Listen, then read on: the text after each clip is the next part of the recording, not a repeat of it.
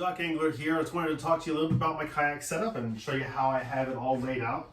So it is a Field & Stream Eagle Run 12. So 12-foot kayak. It's pretty much I would say it's an entry level, maybe a little bit more than an entry level fishing kayak. It does have a bigger cockpit. It's very comfortable to get on the water. Very easy to paddle, easy to track straight. Great little kayak.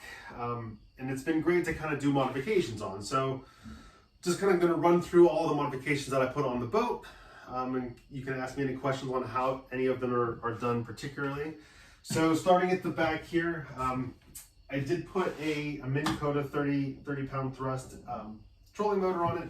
Last year I had it set up with a side mount. So I built this rig here to handle the trolling motor here on the side. So it's basically 1-inch aluminum square bar on the top and inside, and it's bolted through with some flanges here to kind of give it some stability.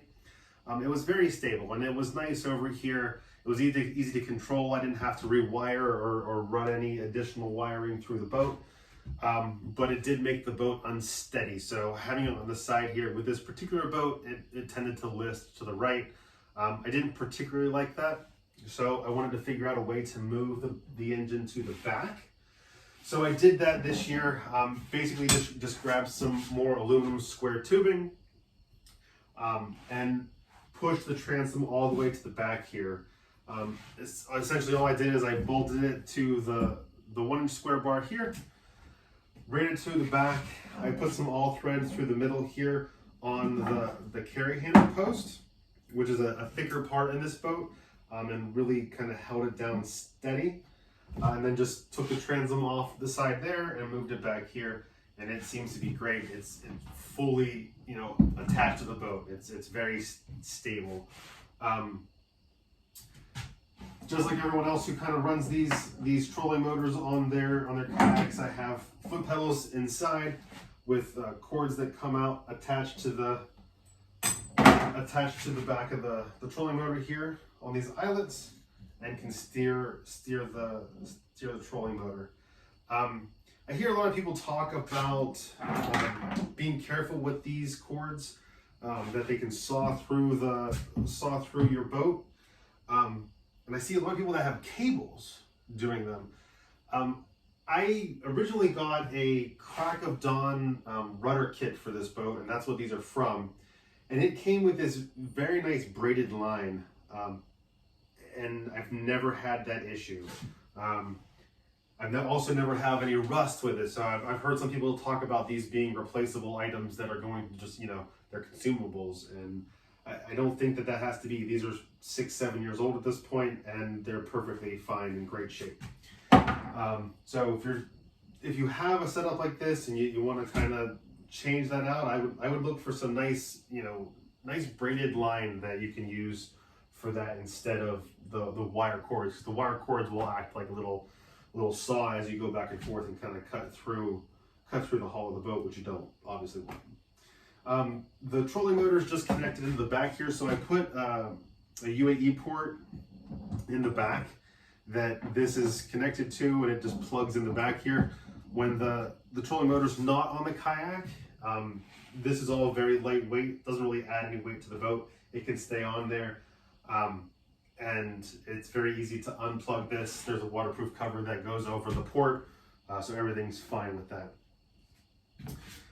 Inside here, behind the seat, I have an anchor trolley system. So the anchor trolley system is essentially a clothesline from Lowe's, actually, that you take out all of the clothesline part of it, you pull it almost all the way out. At the end, you're going to kind of splice in 550 cord to it, and then reel it back in. So it comes out like this. So I have the anchor line here. I have it set up to where I just clip it onto that eyelet there, run it back through, run it into my anchor trolley system here, and then I'm good to go. Attach my anchor to the anchor shackle there. That brings me to the side here where I have the anchor trolley line. So again, this is all homemade. So all of these parts were from Lowe's. Just some 550 cord and some pulleys with some carabiners on the side. This allows me to have a nice anchor trolley system so I can anchor into the current so the boat kind of stays exactly where it should be. The boat comes with some cool features. There's paddle keepers on both sides. There's two rod holders. Nice this year I'll actually get this rod holder back because when I had the trolley motor over here, I actually lost this one here because I couldn't fit it in there with the extension over top of it. So it's nice to get that back. Inside the boat here, in front of the anchor trolley system, I have my fish finder. The sonar for the fish finder is sitting right in the back here. All of that plugs in again with the UAE port into the battery box. I did another video about my battery box earlier on in my channel. You can go back and look at that, check that out. But essentially it plugs in. This runs some interior lights as well as the fish finder in the front there. It just tucks nicely back here, right behind the seat, no problem. In the front of the boat here, I have my fish finder. It's just a Hummingbird 176, basic run-of-the-mill Hummingbird. I don't even know if they make that one anymore, to be honest. That has to be 5-6 years old as well. I made a homemade sort of power station for the trolling motor. So essentially a battery meter that I hooked in so I can tell how much battery I have left so I don't get stranded out in the middle of the lake when I go out for a long day. And then the battery for the trolling motor tucks up into the bow of the boat. And that's pretty much everything. You can see some of the deck rigging. So all of the rigging on here, that's blue, and I have some in the front here as well. All of that has been replaced. So all of the deck rigging on the front here, all the way up and back, has all been replaced because the original shock cord that was on there lost its elasticity and kind of just fell apart.